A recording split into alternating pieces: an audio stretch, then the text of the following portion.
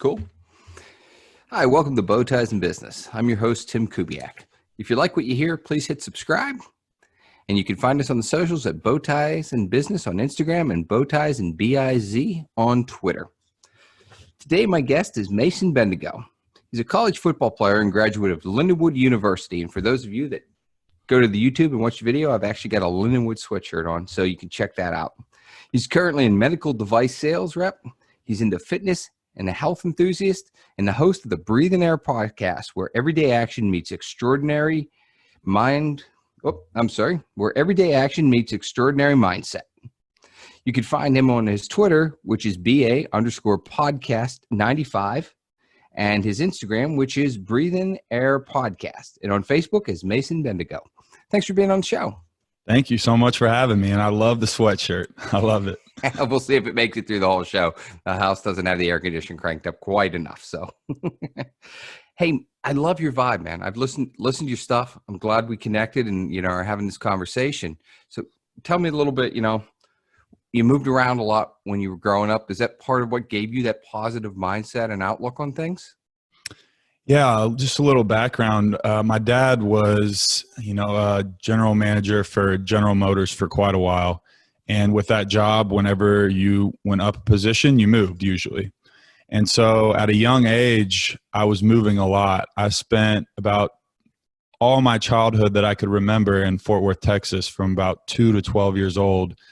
And when I was right around sixth grade age, which is obviously a adolescent age, you're going through puberty and starting to grow up a little bit, and it's a weird time making friends and stuff. We moved to Lubbock, Texas, which was a totally different vibe, way out in West Texas, actual tumbleweeds and dust storms, the whole 9 yards. So I kind of had to restart there. And then shortly after that, 2 years later, I moved to St. Louis, Missouri, which you're obviously familiar with. Yep, a little bit. Rika High School there, and then ended up getting a scholarship to play football at Lindenwood University. So throughout that period of time, I kind of had a little resentment towards my dad, like, man, I make friends, and then, you're uprooting the family, and, it's kind of tough for me because, these guys have known each other for such a long time, and I'm the new kid in town, and I'm trying to fit in and trying to meet new people. And looking back on it now, it forced me to, make connections. It forced me to kind of be social. It forced me to be able to talk to different people from different backgrounds. And that has flourished into helping me in business today. So it's really one of those things that you look back on and you say, maybe this wasn't such a bad thing as far as personal growth and development now. And did you play sports all the way through? I did. I grew up playing, basketball, baseball, football, and that was such a cornerstone of my life for the longest time. And I've talked about this before, but my identity was sports, and it was something that I was dedicated to and that I loved, and something that I put all my energy and effort into. And especially when you get to the college level, it becomes a job per se. It's waking up at 5 a.m. and going to weights and then class and then back to film and practice, and then you get home and it's 7, 8 o'clock and you have a couple hours of homework, and the cycle repeats itself. So you really have to love it at that level. And it's funny you bring that up, because that was a question I hadn't shared with you in advance that I wanted you to talk about, because I don't think most people appreciate the amount of work it takes to be a competitive college athlete. So do you mind, kind of just talking through maybe even what a semester looked like for you? Right. So obviously you have off season and season, but it is a year round thing. At that level, they are making a financial investment in you. They're making an investment in you that you're going to make grades and be able to play. They're making an investment that you're going to have the responsibility to show up on time to practice, to show up on time to weights. Obviously you have a large support system and a little kick in the butt if you mess up here and there. So there's some incentives to make sure that you are being responsible with that time, which obviously translates into the real world today. But the commitment, I always tell people, it is a full-time job at that level, and you really have to love it, because I can't tell you how many guys I started off with. I think my class had to be, 20, 30 guys, and we finished, as far as from when I started and redshirted through the 4.5 semesters that I was there and the 5 seasons that I was on the team. I think we finished with maybe 5 or 6 of those guys, and so many in between that came and went, because it's not for everybody. Obviously, if you love it and it's something that you're willing to put the time and effort into, it's extremely rewarding, and it opens a lot of doors down the road, and it teaches you a lot of life lessons that I'm grateful for. But it's not all, ooh, you're a football player, or you're a basketball player, or cheerleader, or whatever that may be at that level. It's a time commitment, and it's something that you have to be dedicated to. And you had, and I don't recall his name, you had a gentleman on with POC, which is a clothing line on your show. Yeah. And he talked about the transfer process and working through all that. Did you see a lot of that in your teammates and a lot of the guys that didn't make it with you the whole way through? Absolutely. And a big thing is coaching style. Obviously, everything starts from the top as far as unity as a team. Some coaches like to bring in transfers from other schools, whether it was a situation like Hassan where he was at a bigger university and things didn't work out, and he may be a higher talent per se to come in and be able to play. Some coaches are for that. Some coaches aren't. And it's just all on what kind of culture the team is building and what's best for the program at that time. So that is a big thing also, because, you got guys that have been on the team and putting their work in, and then you have a transfer come in, and a coach may, favor one way or another, because, hey, they may have told this guy, if you come, we want you to play. Like, that might have been a pitch to that person. And obviously there's politics involved at that level when money's involved. So, the best man usually plays, I would say, but there's times where promises are made like that and people could kind of get their feelings hurt, if you know what I'm saying. Yeah. And I played hockey at the D2-3 level. So yeah, I've seen some of that myself. So you didn't just play all the way through though and do that. You had some injuries, right? And you had to rehab those? Correct. So I had a tough little high school run. When I was a sophomore in high school, I'll backtrack a little bit. I always played tight end when I was growing up. And when I moved the second time from Lubbock, Texas to Missouri, this was right before I went into high school, I said, you know what? I'm going to kind of reinvent myself on this move. Can I kind of use it to my advantage? I think I want to start playing quarterback. And I was a pitcher in baseball, and I had a good arm, and I felt like I could play the position. And so I started training and kind of reinvented myself when I came into that role. And my sophomore year in high school, I got the call up. I still remember it to this day. I'd played a little bit of JV as a freshman, but mainly just on the freshman team, and kind of bouncing back and forth my sophomore year. And it was homecoming game. Our starting senior quarterback had gotten injured, and I was walking in class, walking from class to class in passing period, and our head coach came up to me. This was like on a Wednesday, and the game's on a Friday. And he's like, hey, Mason. It was totally not formal at all. He was just like, hey, Seth, I don't think you can play. You're going to start on Friday.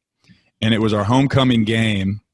And I was like. So full stands in a football kind of state, and no pressure, right?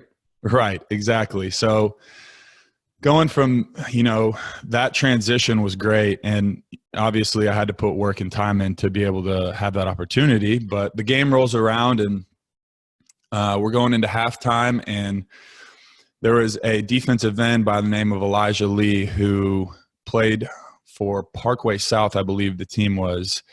And he was a very talented guy, Division I recruit. I believe he went to Kansas University to continue to play, and he might have played a little bit at the NFL level. But he was rushing me. I made a miss, was trying to extend a play, ran up the sideline, got hit from the front, and he was trailing and hit me from the side, and my leg was planted. And so I felt my knee kind of just buckled a little bit. I felt a little pop, and I had never had a major injury before. So obviously I'm a little shell shocked, and I'm laying there. And originally I thought, okay, I think I may have dislocated my knee or something, because that's what it felt like. And I look and I'm like, okay, it's fine. It's in place. Everything's good. I'm like, okay, I'm going to stand up. So I stood up, tried to put pressure on it. It just buckled on me, like something was not right in there. So I limped off the field. Later found out that I'd torn my ACL. So I went from having one of the biggest highs at that time, like, oh, I'm a sophomore in high school. I get to start varsity game at homecoming. Big crowd, hyped up. We had a good team that year. And going from that high to the lowest of lows to, man, my season's over. One, I have to get surgery. And basketball was a huge thing for me as well. And I was playing on varsity as a freshman at that time as well. So I thought, sophomore season, I'm going to be able to play in a better role here. And that season was also taken from me due to the surgery. So it was kind of a very humbling experience and put a lot of things into perspective for me. And the rehab on that's got to be brutal, right? I've never had an ACL injury, and I'm sure most of our listeners haven't, but it's not a quick road back. Right. So it's kind of funny. I'm sure that we'll touch on this a little bit later, but I do medical sales now for orthopedic surgeons. So I'm actually in the room when the orthopedic surgeon is performing these surgeries, mostly, sports medicine. So I got to actually see an ACL done. And I remember telling the doctor, I said, "Sir, I understand why my knee still hurts." This, it's a surgery and they're cutting on you, and it's a major thing. So it's about a 6-month recovery. And so I was able to rehab it and come back and be able to play my junior year in football. My junior year in basketball was successful. Started to pick up a little bit of that recruiting that I lost, because when you have a major injury like that, a lot of people who are sniffing on you are going to no longer be sniffing on you. Which is just the nature of the game, So that all rolls around, and senior year comes, and I decided to commit to Lindenwood University. It just felt like a good fit for me. And I just graduated, and we had this lock-in at the high school after graduation, which, they had 3-on-3 basketball stuff. They had poker tables, Chick-fil-A, the whole 9 yards. And so I'm about as competitive as it gets. And, we're playing pick up 3-on-3 for a $25 gift card to Quick Trip. I thought, it was literally the end of the game, the championship game. Everything was over. I caught the ball at the top, and I was going to go in and dunk it. And when I went to do it, I got hit from the side. All the weight hit on when I landed on the left leg, which was the same knee, and it boop. And I knew it. As soon as it happened that time, I was like, oh no, well, I just did it again. And I was crying right there. I'm like just crying on the floor. People thought I was joking. I'm like, no, listen, this is serious. I just did it again. And so at that point, I'm thinking, man, am I going to be able to keep my scholarship? Am I going to ever come back and to be into better shape? Because I had been training so hard to lead up into going into college. And I was like, I don't know, I don't know what's going to happen. So the whole process obviously repeated itself, and I redshirted my first year. Thankfully, the coaches were understanding. I remember that call like it was yesterday, because I was so nervous that he was going to be like, well, we can't honor that scholarship anymore. And I called him, and I'm like, Coach, I have something to tell you. He's like, oh, all right, what? I said, I tore my ACL again. He's like, oh, whew. He was like, I thought you were going to say you got arrested or something. I was like, no, I did not. But that was a sigh of relief for me. And so I was able to, rehab and be around a collegiate staff of, very good athletic trainers and come back. And God willing, I didn't have any injuries throughout the rest of my college career. So I consider that a blessing. That definitely is, because to get hurt twice before you even get there, the odds are pretty high, right? Absolutely. And it came to the point where at that point, if I would have done it again, I probably would have had to look in the mirror and say, might be time to hang him up. Obviously, that would have been a very hard decision, and I'm glad I didn't have to make it, but that was very realistic at that point if something major would have happened again. Yeah. So what do you do nowadays to stay fit, to stay active? You obviously got that healthy mindset. So obviously with the knee and everything, I'm not doing as much. I say as much. I'm not lifting as heavy. Training's different. I try and stretch a lot. I know, if I'm not mistaken, you're into yoga a little bit. Yeah, my joke is I'm the short, fat guy at yoga class down in Chesterfield. So, yep. There you go. So my mom actually is a personal trainer, and she's taught all the classes as far as, cycling and yoga, especially all those kickboxing and all this stuff. So I grew up the kid that when all the friends came over to my house, I didn't have any soda or candy to eat in my pantry. But, that was also one of those things. Now looking back, I'm thankful for that, because I was able to create healthy habits at a younger age. And I think that helped me in my athletic career, but it also just helps me now for, just actual health and everyday life. That's good. And you are in medical device sales, and we definitely want to talk about that. So what led you to sales to begin with, and how did you get into medical device sales as part of that? So I was actually, when I came into college, I was a journalism major. I didn't really know what I wanted to do. Like most people coming in don't know what they want to do. And I thought, okay, I'm good at writing. I like the creative side of my brain a little bit more, and I think this is maybe something I'd be good at. And I kind of shifted it even towards maybe I would get into broadcasting of some type as far as sports or something along those lines. And got into it and quickly realized that, print journalism was dying. Social media, and that was kind of on the forefront, but it was still really cranking up. Like, it was really picking up. And it's obviously wasn't as big as it is now, but it was very present. So I was like, this is kind of iffy. I don't know where I could really see myself fitting in here. So I ended up switching to sports management major, and virtually it's a business degree, glorified business degree with a few extra classes about event management and sport law and things along those lines. Long story short, I graduated in December of 2018, and my family has always, on my dad's side, has always been in Arkansas, in Little Rock, Arkansas. And a buddy of mine that I had met when I was in Lubbock, Texas, so 6th grade, long time ago, real good friend, our families were friends. He had, through his uncle who was in medical device sales and was very successful at it, moved to Arkansas for a medical device job at Mid-South Orthopedics, which is an Arthrex distributor. And so I'm coming into town, and I knew he was living there. I'm coming into town for Thanksgiving, and I just texted him and said, hey man, let's go grab a beer or get some food and, chat, say hi. I haven't seen you in a while. Are you still in town? And he was. And so my dad came with, and we sat down and we're just talking, catching up, and he had just gotten married. So asking him how all that is. And, he's like, man, I really think that you would be good at what I do, and I really think that you would enjoy it. I'm like, I'm sending out resumes all over the place right now. I don't know what I'm going to do.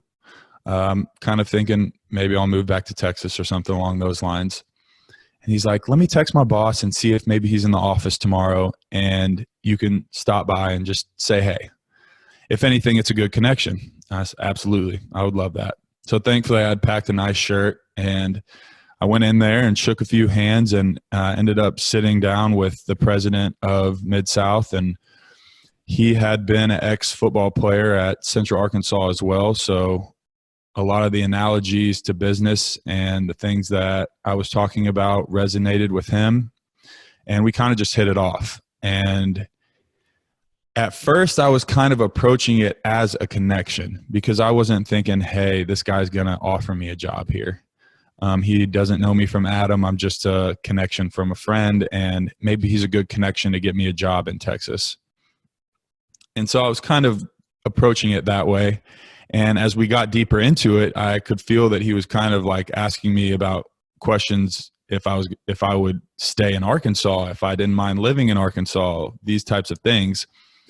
And by the end of it, he was like, okay, well, if you were to do this, you would need to be able to stomach seeing a surgery in person. And so that day, actually, I was able to get in and see an ACL, ironically. So I did that, and I was able to stomach it. And shortly after, they sent me a offer, which is very out of the ordinary. I consider myself extremely lucky and blessed because it's a great field to be in. And I took it right away because I knew that it was a competitive field, and it was something that I felt like, it wasn't an office job. I didn't want to be sitting behind a desk per se. I wanted to be able to sell, and I knew sales was something that I could be good at. But I didn't want to be confined, really. I wanted to have a little bit of flexibility in my schedule, and it was something that could be lucrative if you get good at it. So I was like, absolutely. And I took it, and shortly after, January of 2019, so about a year and a half ago, I moved to Little Rock, Arkansas, and the rest is history. I'm still rolling. So what's the sales process look like in medical device sales, in orthopedics? So it's obviously extremely competitive, which I like. Arthrex is unique that it's not a publicly traded company. So you have your huge companies like Stryker, Johnson & Johnson, Smith & Nephew, these major corporations that are publicly traded and obviously have a responsibility to their shareholders. Arthrex is private, and it's a very big company, 3 or 4, 6, it might be $6 billion company. But I found that extremely unique, and the more that and I kind of hear what they preach, I appreciate it because there's no really hidden agendas as far as, we may need to make this move or make this move for our shareholders. It's all focused on helping surgeons treat their patients better. And that's the mantra for Arthrex, and that's something that, I take pride in to be a part of. As far as the sales process, we have a beautiful lab at our home base, and we're blessed to be able to have, cadavers that people have donated their body for science. And so we'll bring a knee or a shoulder out and invite doctors into the office to be able to try our products on those cadavers and to be able to kind of get a feel for it. Ask questions, bring their scrub techs or nurses in, bring facility staff members in to ask questions along those lines. As far as selling on the job, a lot of it is being able to, just like any sales job, be able to target something where a surgeon may have use for a product that they aren't currently using. So if they have trouble with a specific thing, and I think that, hey, we have something that can help you, that would be a conversation that I would have with them. Or if we come out with a new product that I think that they could integrate into their habits and, their surgeries that they see a lot of, that would be something that I would approach them with. Oftentimes these guys are specialized in one area or another. So you would have a guy that, does a lot of shoulder surgery, or a guy that does a lot of knee, or a distal extremity guy as far as foot and ankle or hand and wrist. So the products that we have sometimes are specialized for specific things, and that's how we can kind of approach different people for those products. And just out of curiosity, do surgeons kind of standardize on your product? So do they say, okay, I love this for shoulders, so all shoulders that look like this, I'm going to do it, or I'm going to do it for the majority of shoulders? Kind of a market share view, if you will. Right. A lot of guys train, and go through residency seeing specific products used. So oftentimes they're comfortable with those because that's what they trained on. And so sometimes it is hard for those surgeons who learned a specific way, even though it may not be the best way sometimes, and we may have better options for them. That is sometimes a difficult switch because obviously you want the surgeon, and the surgeon wants to be comfortable when he or she is in there. So that is where the lab comes into our favor as far as, getting the product in their hands and making them feel comfortable. And Arthrex is very devoted to medical education as well. And so we have a beautiful corporate facility out in Naples, Florida that is just amazing. And surgeons can go there as well, and if they're really invested in it, and be able to do whatever they want as far as trying all the products and having specific products, specialized people talk them through everything to get them comfortable with that. Obviously, that's something that you work towards. It's not like you approach a surgeon and say, hey, do you want to go to Naples, Florida with me and check out this product? It's obviously a time investment. They're taking time away from their normal schedule with their surgeries and with their clinic and whatnot. But that is a really cool thing that we have that I don't think a lot of other companies have as far as medical education goes. Yeah, that's fascinating because that's just a world I've not come from, so I don't understand it. So it's great insight. And you literally go in the OR with doctors, right? Right. Yeah. And that's kind of the crazy part too. I talk to some people and they're like, I don't know how you do it. Like I've blood or, seeing a patient open, would make them feel queasy. So it's obviously not for everybody. And some surgeons are easier to work with than others, personality types, whether, they get along, they have similar things that they like that you can talk to them about. It's kind of just a feeling out process. Some people are more high strung. Some people play music in the OR and are very relaxed. So it's very much like anything else where, everybody's personalities differ, and you kind of have to feel that person out, make them comfortable with you, make sure that they know that what you're talking about, because there are times in surgery where things don't go as planned. Someone may not have great bone quality, or, an anchor might pull out, and you need to be able to be there and kind of be that blanket for the surgeon and say, hey, this is our options. Here's what I have for you that you could get out of this situation.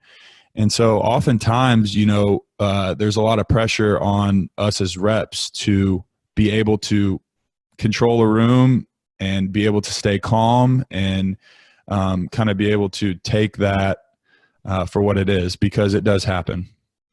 So is that one of the things you brought with you from your athletic background? Is that ability to understand, as things are moving, how to adjust? Right. Yeah, absolutely. And I mean, quarterback, that's all what it's about. Everything's so quick, especially at the college level, and you have to make quick decisions and then you have to live with them. And that's kind of the same situation when it comes to being a rep. You have to be on your toes and you have to be focused, and you have to have options. You can't just come into a room and say, okay, here's what I have. This is going to work perfect. Obviously that's what you hope for. And oftentimes it does. More times than not, it does, I would say. 80% of the time you go in there and, hey, everything went smooth.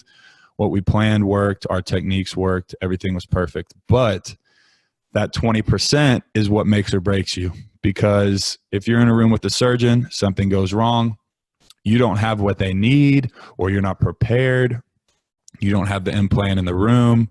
I could name a million things, but if you're not there, then it's kind of like you've burned a bridge almost. Whereas on the opposite side, you're there, you get them out of a sticky situation, you give them a different alternative, and you get them through a time where they're stressed, where something didn't go as planned. And then you've just created a bond, that will last because they trust you fully now. So, you never want those situations to happen, but when they do, you have to be ready to take full advantage. Do you literally like roll in, I'll say, a cart full of the parts, and the products when you go in with the surgeon? Is that what you do? Yeah, and that's one of the things that's tricky with Arthrex. I say tricky. It's a blessing and a curse. Okay. A huge bag as far as all the products that we offer. So we have a lot of different things that we offer, and our home office houses that inventory. So prior to a case, you have implants, which are disposable one-time use. They're either in the patient or it's a drill or something that is used one time and disposed of. And then you have physical sets that you have to turn into the hospital to get sterilized and ready to use for the case. So I'm looking at a schedule for the week, and say I have an ACL on a Wednesday. Well, at least on Tuesday, if not on Monday, I need to make sure that I go turn an ACL set to that facility. And then usually the day before, we'll make sure that we get all the implants possible that we would think that we would need for that case ready at the facility. Because obviously nobody's perfect. Sometimes things happen. You could blow a tire, something could happen along those lines. Obviously that doesn't happen often, but if it does happen and a surgeon's like, where are you? You need to be like, hey, your implants are there. You can get them. I'll be there, But oftentimes, you're there you need to be there 30 minutes early, make sure the room's set up correctly. And the tricky part as well sometimes is the scrub techs, which is basically the surgeon's right hand, aren't familiar with your products. So you need to make sure that you're well versed on them to explain, hey, he's going to use this for this. He's going to use this for this. Put this drill bit on the drill, put this drill guide on. Here's the first anchor that he would use. And that comes with time and with practice and with being able to know your surgeons and being able to see what their tendencies are and, trial and error sometimes. But we have huge tubs, to get to your question. I know I went a long way around that. No, this is very cool. I'm learning a ton, so I'm having a good time. We have huge tubs that we basically designate for specific surgeons. And some are for specific surgeons and what they like to use. And some are for certain procedures. So like we have a foot and ankle tub that we would bring to a specific foot and ankle case and say, okay, here's a lot of options.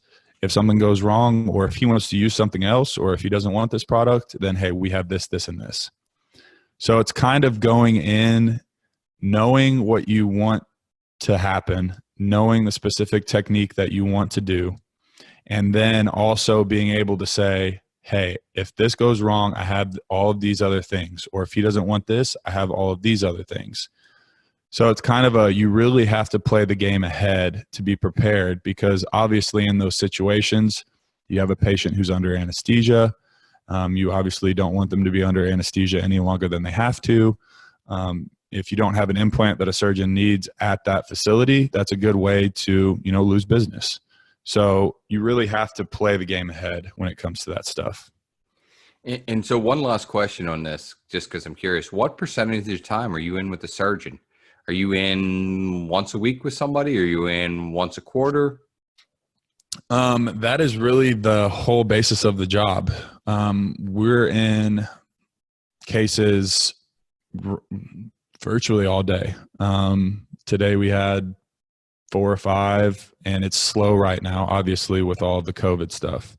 Right. So on a busy week, you could have 10, 12, 15 cases, and we have multiple people on our team for our territory so that we could delegate, because we have 7 facilities that we service in our territory. And so you could have 3, 4 facilities going at once with specific surgeons. So it's, that's basically the job, is being in the OR, being there for the surgeons. And you really follow these guys around because they don't go to the exact place every time. Most of them at least operate at 2 places, some at 3. So, you're following them and you're going to facility. And that's the other thing that takes time with this job, is obviously getting comfortable, but also creating relationships with the people and that work at these places, you know, the nurses and the scrub techs and the rest of the staff, because you're constantly in communication with them. Hey, what time is this case?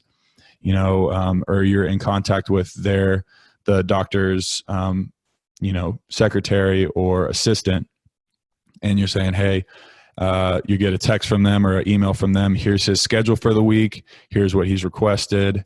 And, you know, going to clinics and, you know, checking up on them. So there's a lot of things that roll into that, but the basis of our job is to be in the OR with the surgeons during their surgeries. That's awesome, man. That's really cool. It is. And it's rewarding. It's you know, a job that there's a big learning curve, especially for someone like me who was a sports management major. Like I said, I was business. You know, I never I never took an anatomy class in college. So I'm thankful to be able to have my first job in medical sales with Arthrex, because they do have such an emphasis on medical education, not only just the products that we have, but also, you know, anatomy and how the body works, and, you know, those kind of special, intricate things about the body that, you know, you need to be able to talk the surgeon's language. So it's been a learning curve, but once you get into the zone and you kind of get comfortable with surgeon preferences and certain procedures and stuff, then it is very rewarding, and it's a fast-paced, competitive, and fun job. Nice. So let's talk a little bit about your podcast and your show. So what led you to do it? So I obviously started working this job, like I said, in January of 2019, and I was very overwhelmed learning all of this stuff. You know, I had my head in the books 24/7 as far as learning anatomy, learning our plethora of products that we have, and, you know, trying to get comfortable with that so that I could get out of the office and into the OR as fast as possible. And so that was really my focus my first year. I had talked to a few people I had known from family, friends, or along those lines, you know, that were in medical sales, and I knew a few, and they told me, you know, it's going to be like drinking water out of a fire hose. And it absolutely was at first. So I was really focused on that my whole first year. And kind of towards the end of the year, I was thinking, okay, I'm kind of getting a little bit into a groove here. I'm in the OR, you know, I'm making good relationships with these surgeons and kind of getting into a groove and a flow of things with my job. And I'd always had all these ideas and things that, you know, I kind of wanted to put into place and, you know, use my gifts that I had. And I thought, and I think to this day, that one of my gifts is communication. And I was like, man, I don't know what I want to do. And I'm thinking, okay, what kind of New Year's resolutions do I want to make here? And I just specifically made one, and it was stop talking, start doing. And it was all these things in my head, and they were just staying in my head. I wasn't writing them down. I had these ideas, these business ideas, and just different things like building your own brand, and, you know, not only a brand as far as a business, but the brand of the person that you want to be, you know, growing up, becoming a man, being on your own, those kind of things. So I basically took that motto, stop talking, start doing, and I started just brainstorming some stuff. And I thought, I listen to podcasts all the time. They help me. They motivate me. They entertain me. And, you know, I was in the car a lot when I first started this job. So I was listening to them 2-3 hours a day, sometimes more than that. And I was just thinking, man, like, this would be fun. You would be able to make great connections.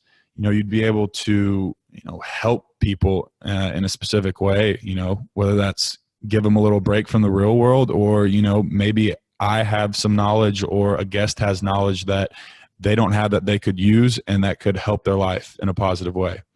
And so I basically just dove head first and said, all right, start from scratch. Let's figure this out. And I started doing research, and I don't know exactly when. I do actually. I was bouncing ideas off of a buddy, and I'm like, hey, I think I'm going to start a podcast, but I don't really know what I want to name it. And we were talking, and he was like, well, and I said, man, I don't know what I want to do. Like, I had this idea, and I kind of was telling him my thought process for what I wanted the show to be. And he was like, well, what's something we do every day? And I was like, breathe. And I was just kind of messing around at first. I was joking with him. He's like, breathin air. And I was like, breathin air. It's something we do every day. It's something that we do subconsciously. It's an action, it's a habit. It's something that we do to live. And I was like, breathin air. It's something we do every day action, extraordinary mindset. I was like, breathin air, everyday action, extraordinary mindset. It was perfect. And it fit. And, one of my buddies also is into graphic design and does a little bit of that for his company. So I started drawing a little sketch, some things that I thought, and bounced some ideas off of him. And we went back and forth for about a week. Email after email. It was probably about 20 of them. I feel like he was probably getting annoyed with me because I was being very nitpicky, but finally got the logo going, and, just kind of snowballed from there. And week 11 on the show was today. So it's been going, and I've been trying to stay consistent as possible with it. And it's been fun. It's work still, there's editing, and it's an unknown world for me as far as editing video and, editing, audio. And I had a little bit of experience with GarageBand from recording a little bit of music, just messing around back in college. And, so I'd kind of a little bit comfortable with the interface, and doing some research. I was like, oh, you can use GarageBand like that. I'm kind of comfortable with that already. So that was a little bit of an easier transition. But yeah, I kind of just took that stop talking, start doing motto, and just, jumped into it. So talk about the kind of guests you have on, because I've listened to a bunch of your episodes, and they're fantastic, and you have a nice variety of people. Yeah, I appreciate that. My biggest thing starting was, if the episode helps one person, then I did my job. Because obviously, I listened to this podcast actually right before I had started my show, and it was Lewis Howe's School of Greatness, and it was all about launching your own podcast. And he had kind of had the floor open for people asking questions.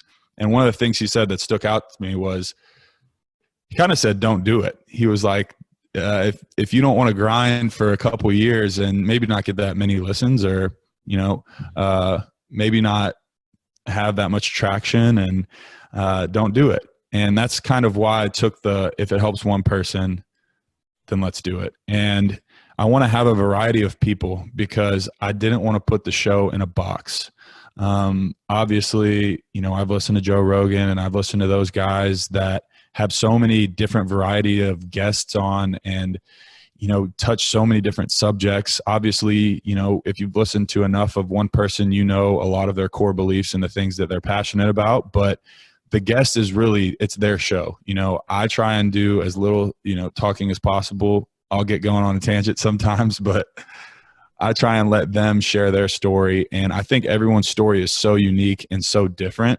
And so I really try and touch a broad spectrum of guests that I have on. And so that's kind of where it comes from. And, at this point, as I'm sure it's like, okay, I've went through some people that were on the top of my head, front of my list, people that I knew would be intriguing and have good conversation and have something to share.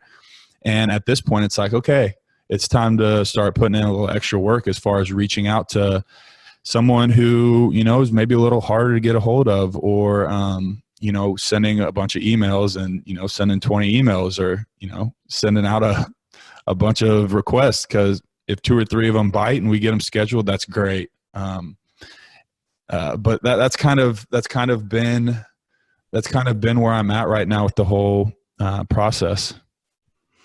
Yeah. And so one of my favorite episodes of yours was actually, I think it was episode 6, and it was on sort of your take on one doctor's piece on mental health. And you talked about that. And I thought that was actually a really interesting shift for you, because I'd listened to some of your interview ones, and they're great.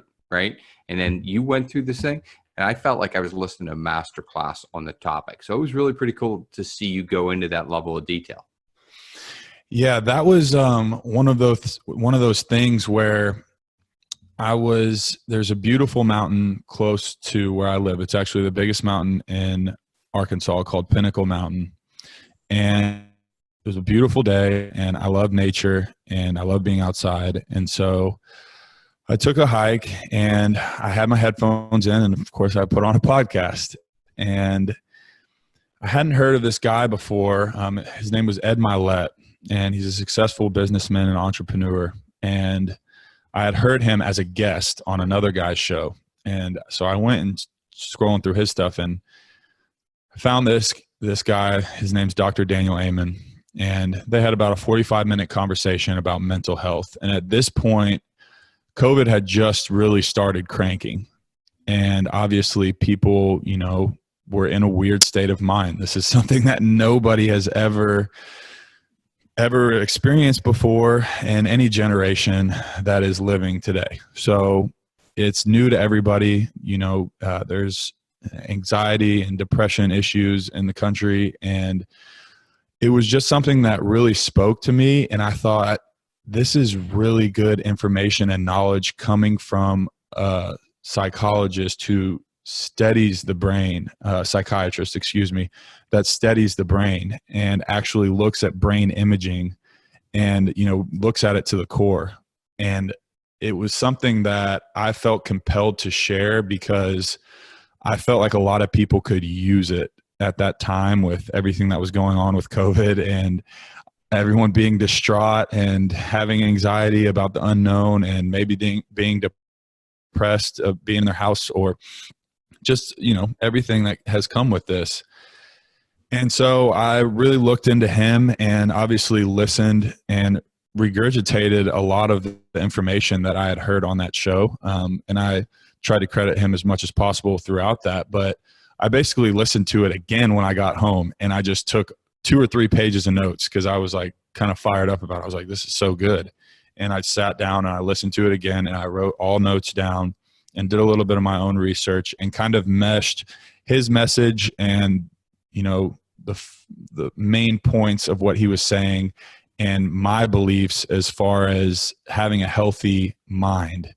And I think that, everything starts in your mind. Everything, your mind runs your body. And if you're not feeding yourself positive things, if you're not consuming positive information, which is so easy to consume garbage these days online and with social media and everything, then, it's easy to get anxious. It's easy to get depressed.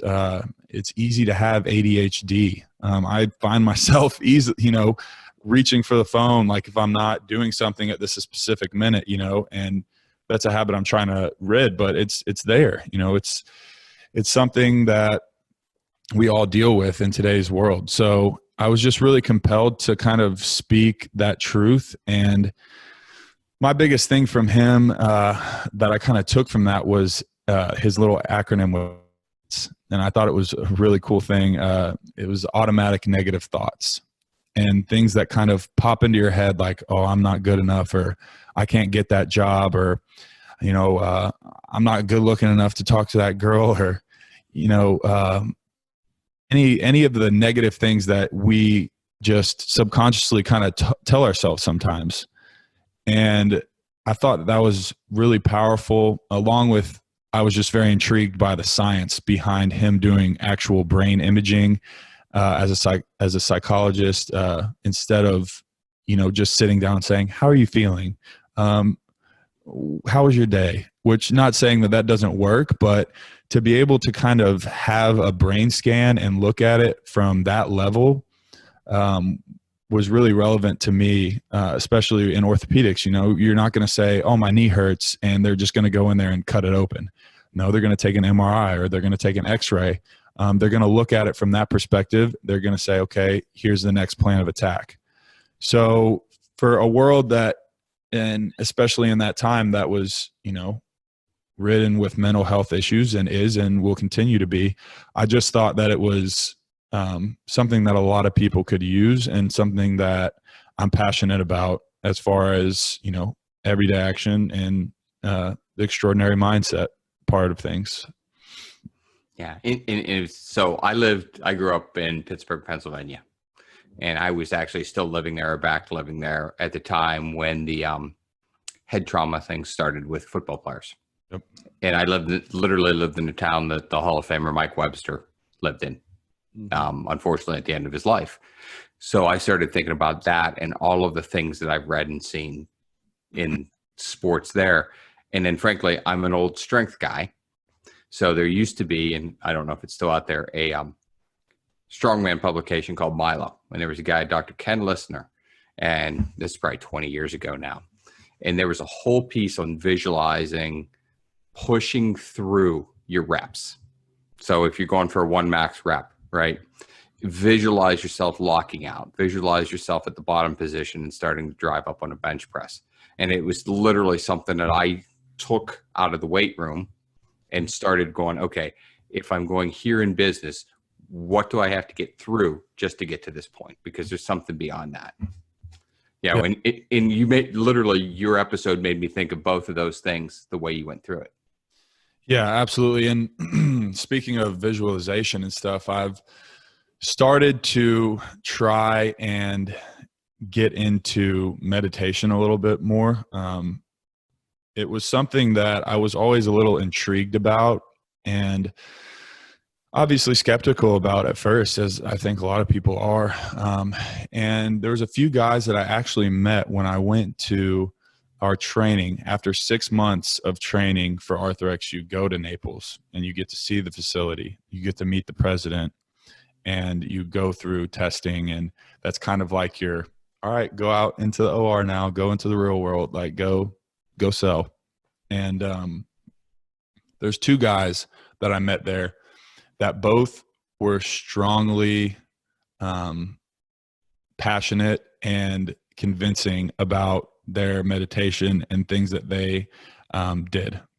And it was actually a crazy, extremely powerful story. I'm not going to obviously drop names here, but one of the guys that I met literally was addicted to methamphetamine and for a full year. And he saw his life crumbling, his marriage.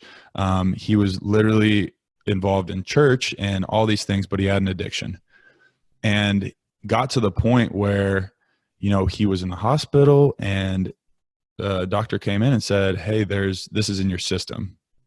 And at that point, he still denied it. And it even, addiction's a nasty thing. So he hit rock bottom and was like, I have to change. And he literally told me that he started to meditate. And Dr. Joe Dispenza is the guy that he had talked about. And Dr. Joe Dispenza, like you talk about visualization, his whole thing is visualization and being able to tap into your mind and to be able to literally do anything with your mind, be able to heal your body with your mind kind of thing. And I know it sounds crazy, but you can do the research. Your listeners can do the research on him and have their own take on it. But there's data that, proves and stories like this guy that I'm talking about that prove it to be true. So he literally started doing some of these meditations and started to say, look, I'm changing my life. I'm not going to do this anymore. I'm better than this. I'm done. I'm quitting this. And he told me, I'm just regurgitating, within a week, he had quit cold turkey on methamphetamine, a very extremely addictive drug, and changed his life. And this guy is as sharp as you would imagine, a Christian guy, still in the church, has a great family, has kids, and is living a great life, and obviously has a great job now. So it was one of those things where I was like, wow, that is so powerful. Why am I not trying to incorporate this into my everyday life? And I'm not going to lie, it's hard. It's something that takes practice, and you really have to be dedicated to it, because at first it's hard. You can't really tap into it, but once you do, I think the visualization and being able to, feed yourself, it goes back to being able to feed yourself positive things. I think that was just extremely powerful to me, and something that I was like, I have to at least try this in my own life. And, you know, it's been successful. There's sometimes that it's easier to get into. Other days, my mind's still racing because it's all about, you know, quieting your mind, focusing on your breathing. And there's certain breathing techniques and all of that. But it's something that I think is powerful. And I think a lot of people overlook it because it's like, oh, this is a hippie thing, or this is like, but it goes back to the visualization thing. Like you said, I heard a story of a guy who he liked to golf, and he, I think, was either a prisoner. I think he was a prisoner at war. And he basically was in there, and he said that he would close his eyes and he would control his breathing, and he would visualize himself playing golf to keep himself sane while he's a prisoner at war. Like, obviously one of the most stressful situations I could think of. And so he's just visualizing this, and he was a prisoner for multiple years, and he was thankfully came back and went and played his first round of golf. And he shot the lowest score that he'd ever shot in his life, and was 10 times better at golf than he had ever been. And he hadn't picked up a club in years. And it's just because he was training his brain to be able to fire those circuits. And I mean, I don't understand the brain. I'm not claiming to be a specialist on any of this stuff, but I think it's extremely powerful. Like you said, visualization. And that's something as well with sports that you see a lot of these guys, a lot of these professional athletes, you know, visualizing themselves holding up that trophy, visualizing themselves making that last second shot. Anyone who loves sports, you know, visualizing themselves picking up the weight, like you said. And it's a powerful thing when in your mind you've already accomplished it. So when you do it in real life, it's like, oh yeah, I've been here, I've done this, here it is. And I just think it's a powerful thing that, you know, when used correctly, it's pretty wonderful. Yeah, it is. And it's interesting because I've got a tech background. I've spent a lot of time in Silicon Valley out in San Francisco. So it's okay out there to say, oh yeah, I go to meditation, which by the way, I'm a meditation guy. So, right. And I stopped for about a year and a half, and I'll tell you, I worked really hard. I had some great success, but I was not a happy human being. And that was one of the things that I used to get back to it. Yeah. And I think there's times where we all just feel a little out of line, and we're just like, you know, like I said, I'm not perfect at it either. And it's one of the things that I wrote down. I'm big on trying to really be intentional on writing my goals down. And that was one thing that I did, was wrote down my goals. And one of them was not master, but practice meditation and morning gratitude every day.